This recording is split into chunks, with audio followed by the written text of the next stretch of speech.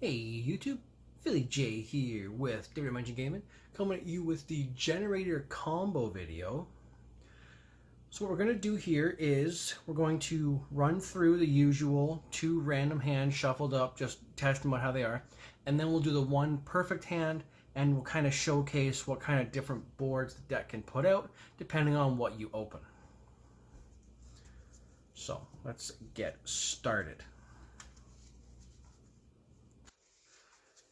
Couple shuffles and a cut.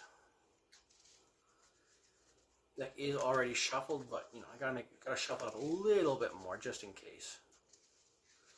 All right, so give it a cut, and we'll draw 5. We're gonna have field spell, boss fight, 1000, boss room, and droplet. That's an unexpected hand, to be honest. All right, so what we're gonna do is this is a pretty minimal hand. We're gonna drop the field spell. And you're gonna hit him with that contract. So we're gonna draw.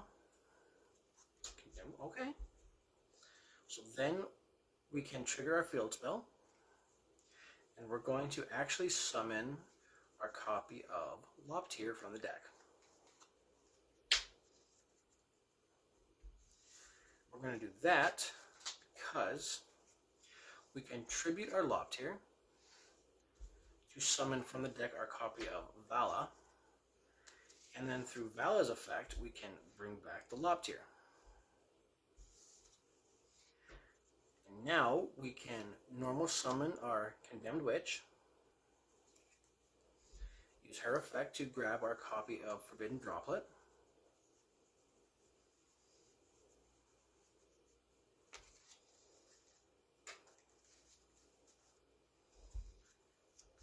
and now we can link these two. We'll link these two into our copy of Barricade Board Blocker. And now our field spell can't be destroyed by card effects. Now you can set your boss fight, your boss room, and 1 of your 2 droplets. So it looks like a very minimal board. But remember, the card you drew has to stay revealed. And that for us would have been our Witch. So our opponent's going to mandatory draw for turn, which will trigger our boss stage. And we're going to summon from our deck a copy of Har. And then we're going to summon as many tokens as possible. So we'll go 1, 2, 3. We'll wait for our opponent to do something. And then as soon as they stick anything to the board, we're going to activate Loptier and attribute 1 of our tokens. And we're going to summon from our deck our copy of Needhog.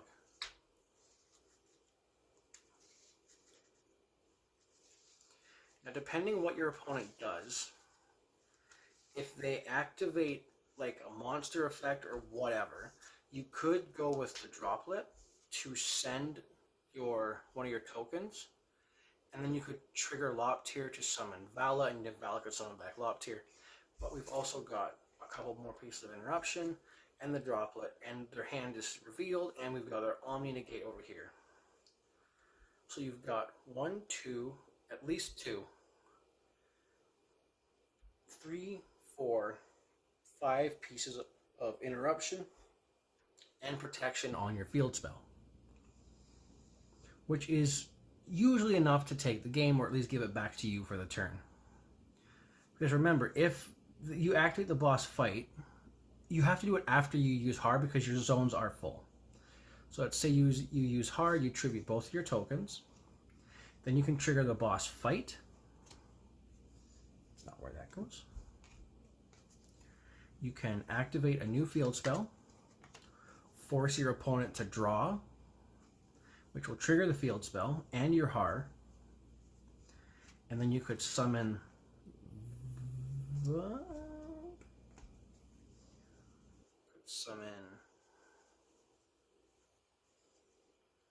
Hela, you could summon your Utgarda.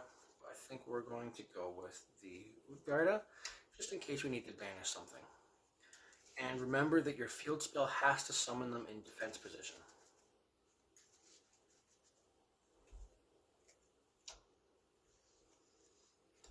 So now it'll come back to our turn. I'm just going to make sure this is shuffled and cut.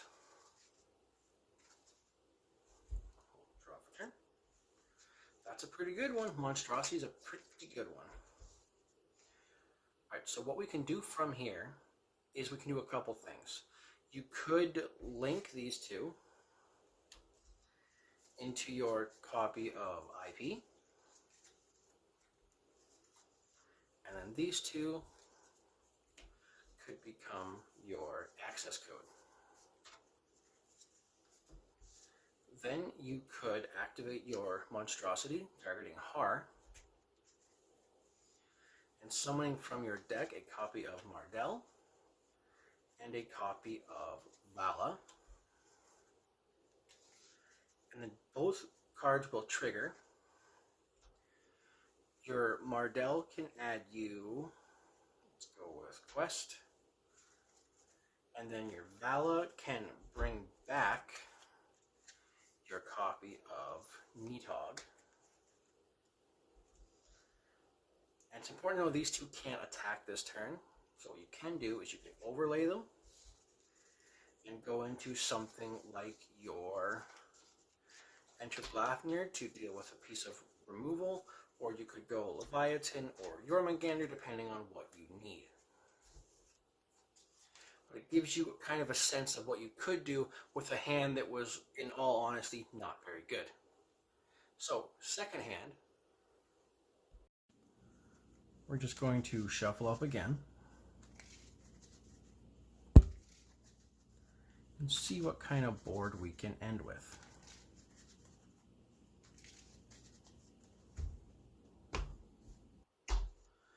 Alright, so what we're going to do is draw our 5. We're going to go Witch, Loptir, Valhalla, Trieste, Stage. Okay, this hand can actually showcase one of the more interesting combos of the deck. So we're going to go Standby Main. We're going to activate Valhalla. Using the effect, you're going to special summon Loptir. Then you can normal summon your Witch. Use her effect to grab a copy of Droplet.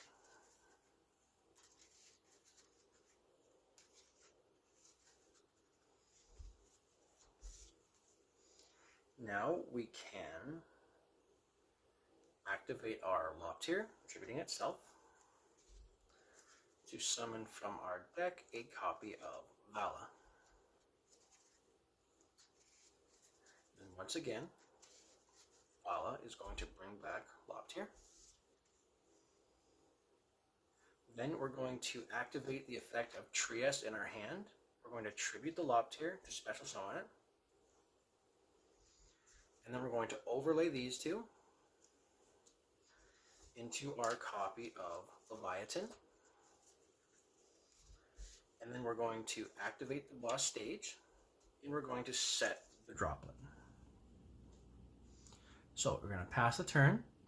Your opponent's going to draw for turn, which will trigger your boss stage. You're going to summon a copy of Vala from the deck. You're going to go Chainlink 1 boss stage, Chainlink 2 Vala. So Vala can bring back Loptir, and then you can summon your 2 tokens. And then you're going to wait for your opponent to do something. You're going to go Chainlink 1 Witch, 2 Loptir. So that Loptir can summon from your deck the copy of Har, and the Witch can summon a copy of Loptir.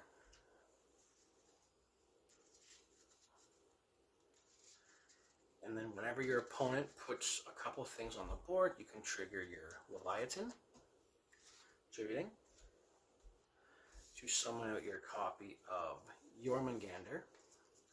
And using specifically your opponent's cards, you can attach two things to it. And then you're kind of sitting on this right now. So you've taken two of their things, you've maybe dodged some interruption, and you've got an Omni Negate there, plus the droplet where you can send the Valhalla and maybe the Vala. Maybe even a token that gives you some interruption, and then your Jormungandr can trigger. So we'll detach one of whatever they have. You want to detach the less important thing for their strategy. We'll both draw a card. And then if you chain these right, you can actually take your droplet and put it under Har. And then because your opponent drew a card, or under Har will trigger, forcing your opponent to send something to the graveyard. And then on the crackback, your tokens will disappear in the end phase. We will draw for turn. And then depending what you need it to do, you can actually use your Vala to activate in the graveyard. Is that worth doing? No, it's not. All right, so we'll use Loptier's effect, summoning from your deck a copy of Mardell. And then Mardell is actually going to grab us a copy of one of our generator monsters. So we can use our quest, revealing the generator, grabbing your room and your copy of Fight.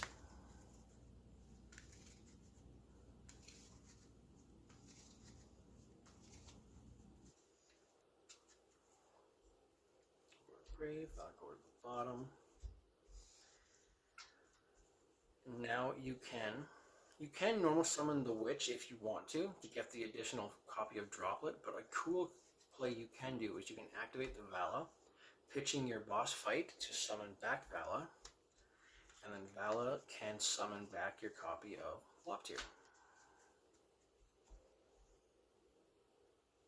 And then of course you can use your Jormungandr, detach, draw, force the Har, and then continue with your plays from there. So it just kind of showcases how much you play on your opponent's turn versus your own turn, where your turn is kind of setting up for stuff and your opponent's turn is interacting, and then on the crackback you just swing for game. So the perfect hand consists of what will come next. So the perfect hand is going to be Loptier, Vala, Condemned Witch, Contract, and then one of your Omni Negate traps. So we're going to start with the normal summon of the Condemned Witch, and we do this to either bait the negate from the opponent or to get our copy of Droplet. So we'll grab our copy of Droplet, and then we will activate the copy of Vala in hand, pitching the Loptier to special summon the Vala to special summon the Loptier. Then you can tribute the Loptier to summon the copy of Mardell from your deck. And then Mardell is going to grab your field spell.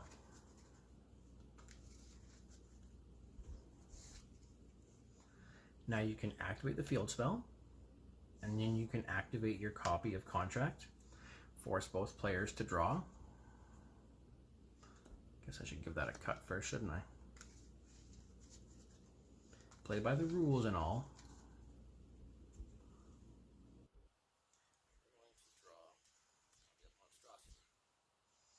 So what we can do from there is we can use our boss stage to summon from your deck the copy of Har,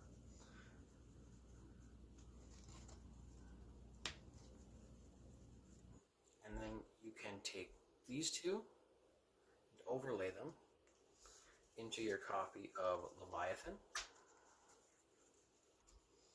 Now you can Monstrosity on the Har to summon from your deck copy of Trieste to get it engraved, and a copy of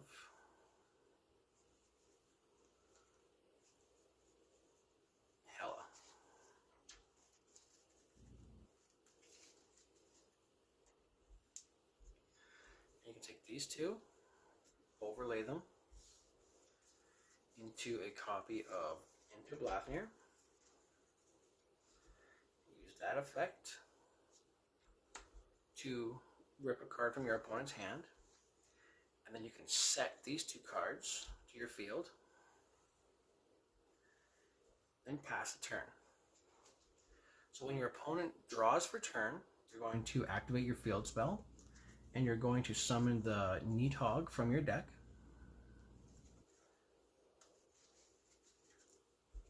And then summon your 1 token. And then as soon as your opponent does anything, we're going to trigger the Condemned Witch. And you're going to summon Lobtier from the deck.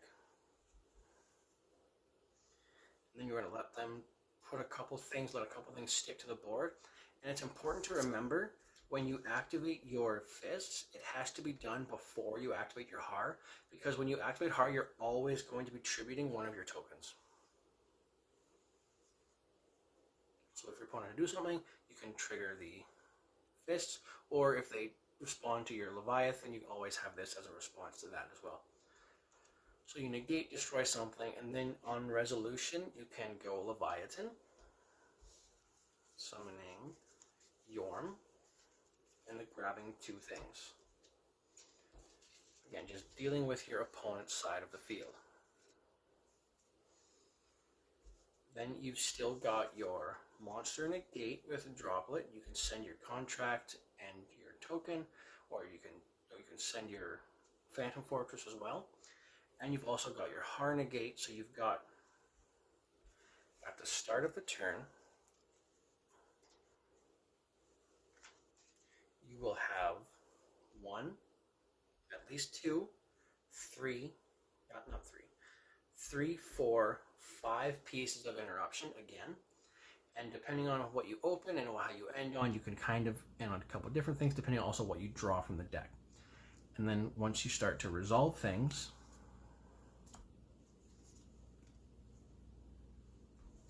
your board slowly clears out, but your opponent is also losing a lot of resources. So when it eventually comes back to your turn, assuming you don't use your Jormungandr, you will, again, we'll give it a fair cut, draw for turn. You can, let your things resolve whatever your opponent has to do. Then you can activate the Jormungandr, force the draw, and then we'll attach something from our hand, and then your opponent will have to attach something. And then we'll also trigger your boss stage and your Har. So you can summon from your deck another copy of Vala.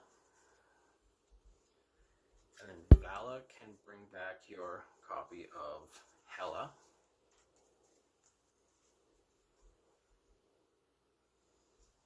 You want Hela? Okay, we'll grab the Mardell instead. And then Mardell's effect can trigger, allowing us to grab the copy of Boss Room.